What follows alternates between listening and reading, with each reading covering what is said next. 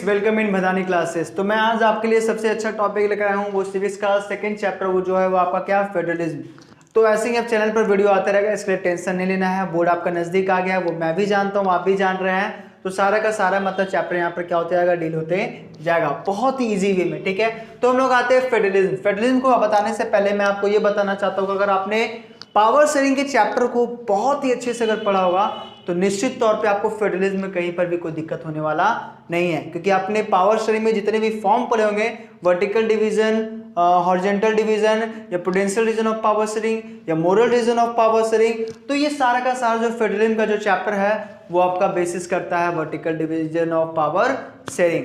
ठीक है, अब ये वर्टिकल डिवीजन होता क्या है, तो मैंने शुरुआत में ही बताया था, when the power is shared at the different level of government such as central government or union government for the entire country and a state government at the state level and different constituent government at the different constituent level, so that is known as vertical division of power sharing। तो simply हम लोग आते हैं federalism में। तो सबसे जानने से पहले हम लोगों को ये जानना जरूरी है कि फेडरलिज्म का आखिर मतलब क्या होता है कि नहीं। फेडरलिज्म का मतलब क्या होता है, इसका की फीचर्स क्या होता है, क्यों फेडरलिज्म को सबसे ज्यादा इंपॉर्टेंट माना जाता है। तो ध्यान से सुनना, फेडरलिज्म को मतलब सिंपली हम लोग ये कहते हैं, फेडरलिज्म को हम लोग क्या कहते हैं, it is a system of government in which power is divided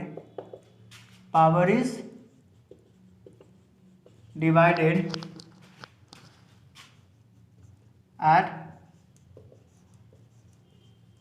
different level of government. मैंने दो बात यहां पर बोला, ये एक ऐसा गवर्नमेंट है सिस्टम का जिसमें पावर को क्या किया जाता है, अलग अलग गवर्नमेंट के लेवल में क्या कर दिया जाता है, बांट दिया जाता है। मैंने आपको पहले ही बताया था पावर शेयरिंग का मतलब क्या होता है, when the power is shared at the different level of government and organs of government, that is known as power sharing.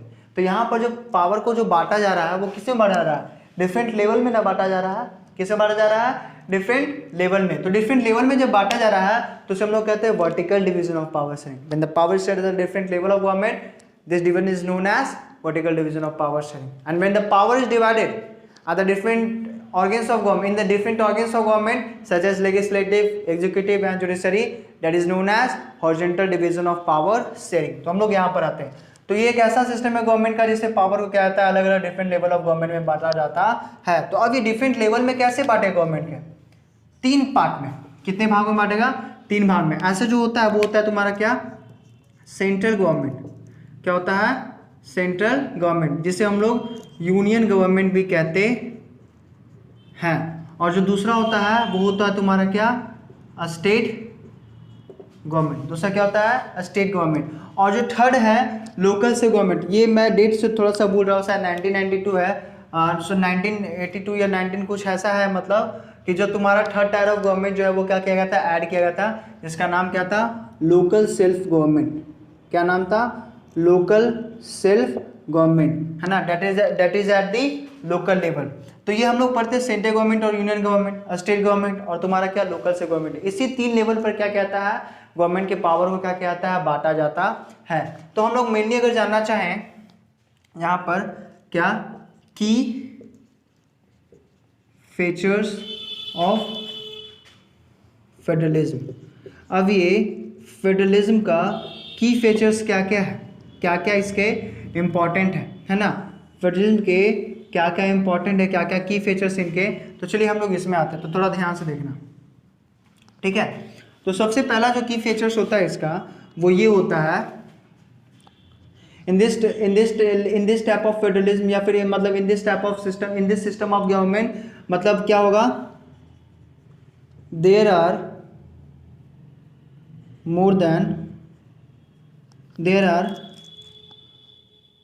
To or more than two level of government. इसमें क्या होता है तुम्हारा, या तो दो लेवल से क्या होता है, ज्यादा होता है गवर्नमेंट का, टू लेवल ऑफ गवर्नमेंट। ठीक है, यहाँ पर क्या होता है, दो या तो फिर दो लेवल से क्या होता है, ज्यादा होता है गवर्नमेंट का। अब दो, जैसे यूएसए का ले लो, ठीक है, लेकिन इंडिया का ले लो तो यहाँ पर क्या है, दो लेवल से ज्यादा है। बेल्जियम का ले लो, वहां पर क्या था, दो लेवल से ज्यादा है, because in Belgium there was also third tier of government that was known as community government, और कम्युनिटी गवर्नमेंट किसे कहता है, that is elected by one speaking language people, है ना, जो एक भाषा बोलता है उसी की तरह क्या कहता है, इलेक्ट किया जाता था। कौन तुम्हारा, कम्युनिटी गवर्नमेंट। सेकेंड जो रीजन होता है, each level of government has its own jurisdiction,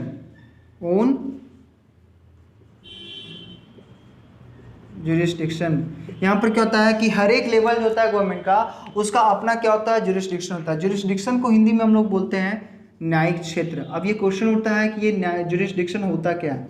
अब देखो, जो सेंट्रल गवर्नमेंट का जहाँ तक उसका मतलब सीमा रहेगा, जहाँ तक उसका लिमिटेशन रहेगा, वो वहीं तक वर्क करेगा, वो और उसके मतलब उससे ज़्यादा इन्वॉल्व नहीं करेगा। तो यहाँ पर क्या बोल रहा है कि each level of government has its own jurisdiction and has its own jurisdiction.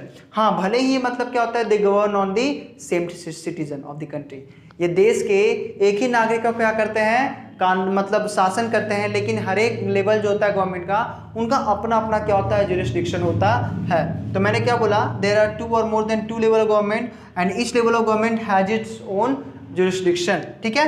तीसरा मैंने जो बोला, इसमें मैं 3 ही लिखूंगा क्योंकि इसका 3 नंबर से ज़्यादा नहीं पूछता एग्जाम में, इसलिए 3 ही पॉइंट लिखाऊंगा। कि कोर्ट्स हैव